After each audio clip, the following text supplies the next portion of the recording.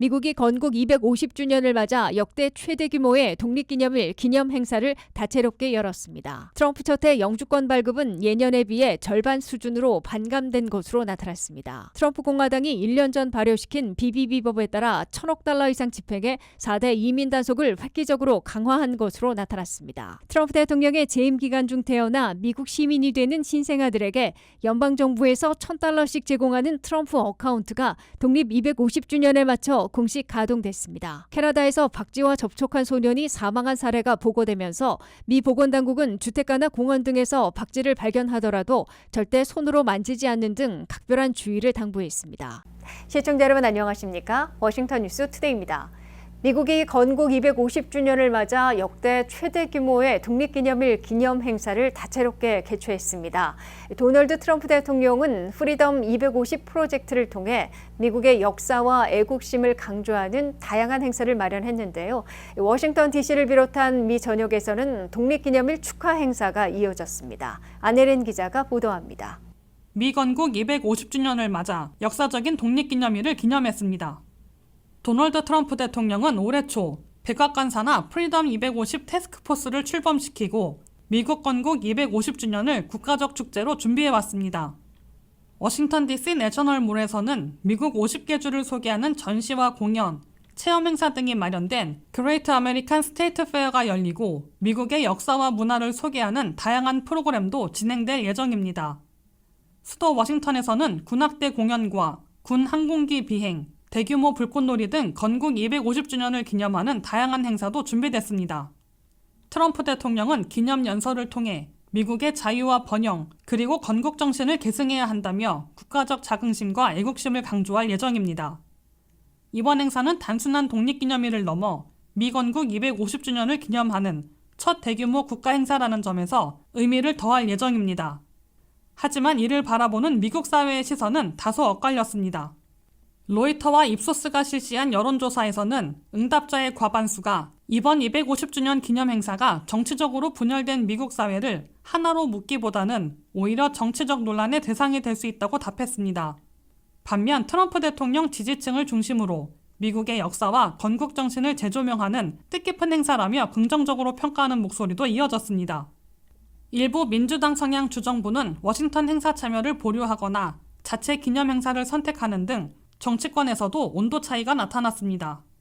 그럼에도 전문가들은 미국 건국 250주년은 세대를 통틀어 한 번뿐인 역사적 기념일인 만큼 정치적 입장을 떠나 미국의 역사와 민주주의의 의미를 되새기는 계기가 되길 기대하고 있다고 평가했습니다. 미국 전역에서는 독립 250주년을 기념하는 다양한 행사와 불꽃놀이 준비가 이어지며 역사적인 이정표를 국민들과 함께 기념하는 분위기가 이어지고 있습니다. WKTV 뉴스 안혜린입니다. 독립 250주년을 맞은 미국은 트럼프 첫해 영주권 발급을 예년의 절반 수준으로 반감시켰던 것으로 나타났습니다. 가족 이민과 취업 이민을 통한 영주권 발급은 20% 이상 급감했고 난민 영주권 발급은 사실상 전면 중지된 것으로 집계됐습니다. 한면태 기자의 보도입니다. 이민자들의 나라로 불리는 미국이 독립 250주년을 맞았으나 트럼프 2기 첫 해에는 영주권 발급이 절반이나 대폭 반감돼 지각 변동이 벌어지고 있습니다. 트럼프 행정부는 첫 해인 2025년 한 해 공식적인 이민 통계를 아직 발표하지 않고 있으나 워싱턴의 싱크탱크인 케이토 연구소가 이민 서비스국 자료를 분석한 결과 첫 해 영주권 발급이 전년에 비해 절반이나 급감한 것으로 나타났습니다. 트럼프 첫 해 전체 영주권 발급은 68만 9천 명으로 케이토 연구소는 밝혔습니다. 이는 136만 명을 기록했던 2024년도에 비해 절반으로 반감된 겁니다. 취업이민 영주권 발급은 연관 쿼터인 14만 개에도 훨씬 못 미치는 10만 2천 명에 그쳐 27%나 급감했습니다. 가족이민 영주권 발급은 44만 5천 명으로 전년보다 22% 감소했습니다. 특히 쿠바계와 난민을 통한 영주권 발급은 트럼프 첫해 거의 중지되는 바람에 99%나 폭락해 전체 영주권 발급을 반감시키는 주된 요인이 됐습니다. 미국 영주권을 취득하는 한국인들은 2024년도에 14,300명이었는데 전체가 반감된 것을 감안하면 10,000명 아래로 급감했을 가능성이 우려되고 있습니다. 다만 한국인들의 영주권 취득은 취업이민이 8,400명으로 가족이민의 5,800명보다 많고 난민 영주권은 없어 절반이 아닌 25% 정도인 3,500명 감소해 1,800명을 기록하며 가까스로 10,000명의 턱걸이했을 가능성도 나오고 있습니다. 미국 내 한인들의 파워를 신장하는 데 출발이 되는 한인들의 미국 영주권 취득은 금년 들어 2022년 16,200명, 2023년도 15,800명, 2024년도 14,300명으로 매년 줄어들고 있었는데 트럼프 2기 출범으로 2025년도에는 25% 안팎 급감해 10,000명대마저 위태로워진 것으로 보입니다. 트럼프 행정부가 2천만 명으로 추산하는 불법 체류자들을 최대한 추방하려는 이민 정책으로 첫 해에 강제 추방 90만 명, 자기 추방 220만 명 등 310만 명이나 미국에서 내보낸 것으로 보입니다. 하지만 합법 유학과 취업 비자, 나아가 영주권 발급까지 반감시키면서 이민자들의 나라인 미국에서 이민 노동력에 의존해온 3D 업종에 구인한 첨단 분야 창업과 사업의 차질, 의료 인력난을 초래하고 국가 경쟁력까지 악화시킬 것으로 지적되고 있습니다. WKTV 뉴스 한면택입니다. 트럼프 공화당이 1년 전 발효시킨 BBB법에 따라 1,000억 달러 이상 집행해 4대 이민 단속을 획기적으로 강화한 것으로 나타났습니다.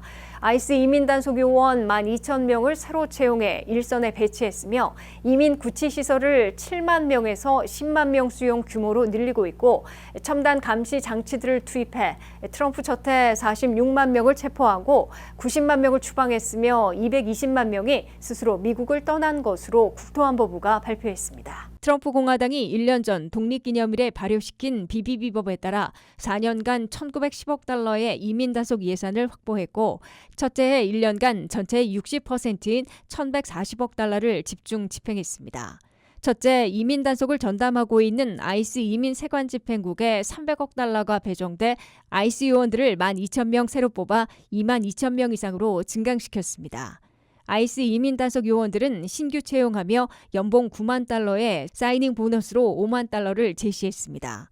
훈련 기간을 대폭 단축하고 올 1월부터 12,000명의 증원 요원들을 일선에 투입했습니다.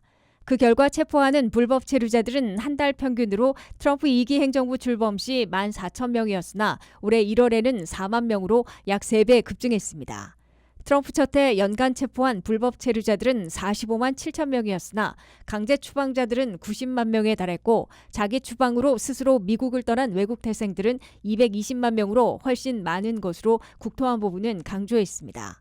둘째, 지역경찰과 보안관, 교정당국 등과 협력하는 287G 프로그램을 획기적으로 확대해 적어도 공화당 우세 지역에선 모든 지역경찰이 이민 단속에 동참하고 있습니다.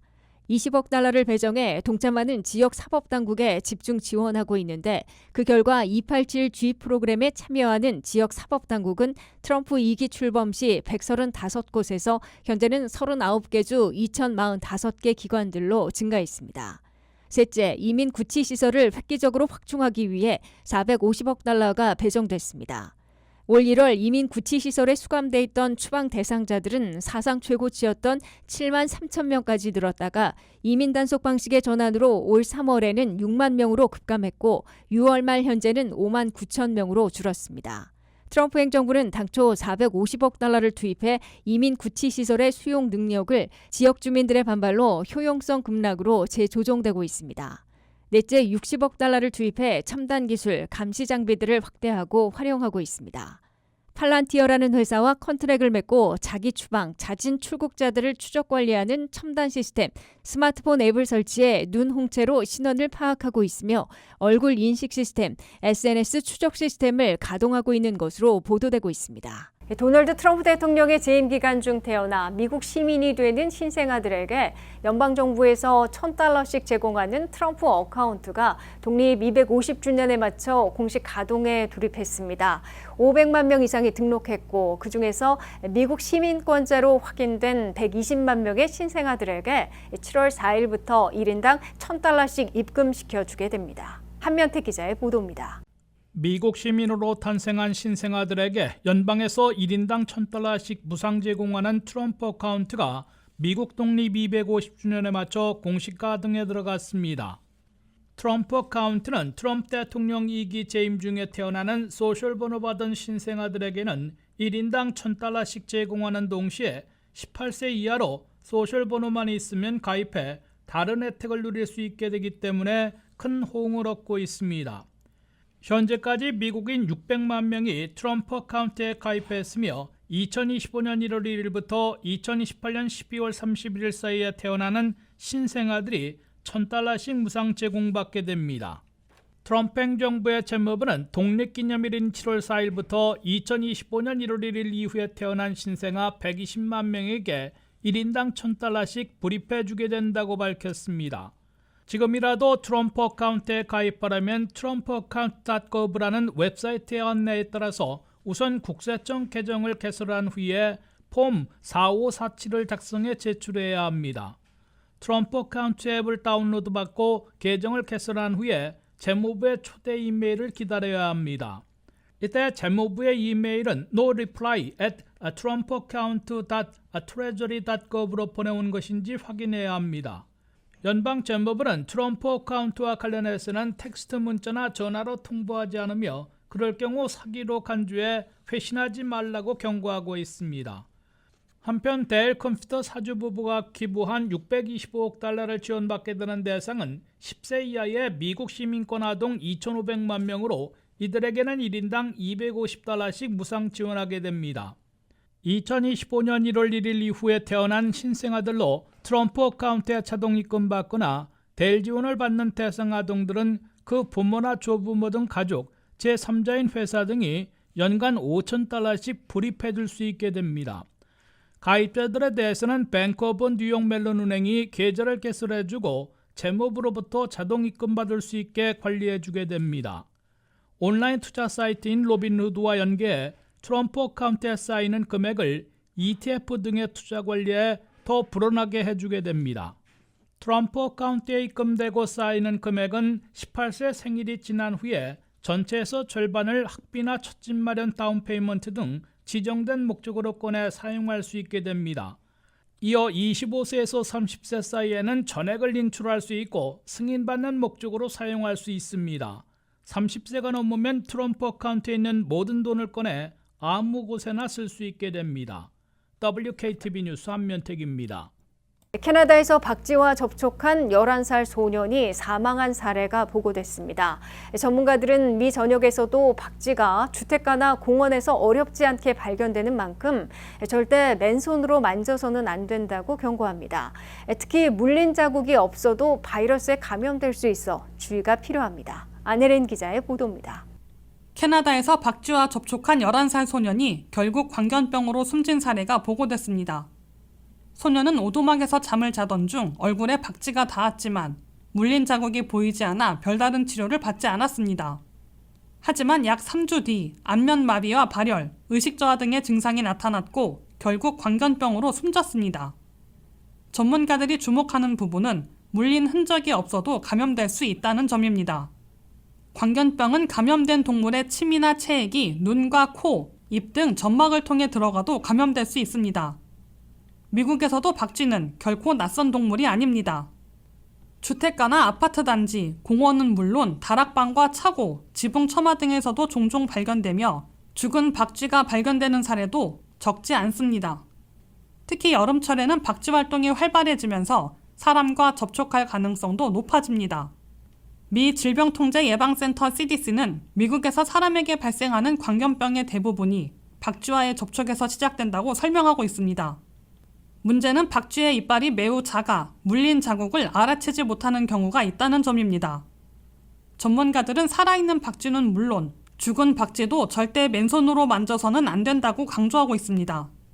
집 안이나 마당, 커뮤니티 단지에서 박쥐를 발견했다면 직접 치우려 하지 말고 지역 동물관리국이나 야생동물관리기관에 신고하는 것이 가장 안전합니다. 또 차고나 다락방 등 집 안에서 박쥐를 발견했거나 박쥐와 접촉한 경우에는 상처가 없더라도 즉시 병원을 찾아 광견병 노출 여부를 상담받는 것이 중요합니다. 광견병은 증상이 나타난 뒤에는 치명률이 거의 100%에 이르지만 노출 직후 예방 백신과 면역 글로불린 치료를 받으면 대부분 예방이 가능합니다. 전문가들은 박쥐는 멀리서 보고 절대 만지지 않는 것이 가장 확실한 예방법이라고 거듭 당부했습니다. WKTV 뉴스 안혜린입니다. 이상으로 워싱턴 뉴스투데이를 마치겠습니다. 시청해주신 여러분 고맙습니다.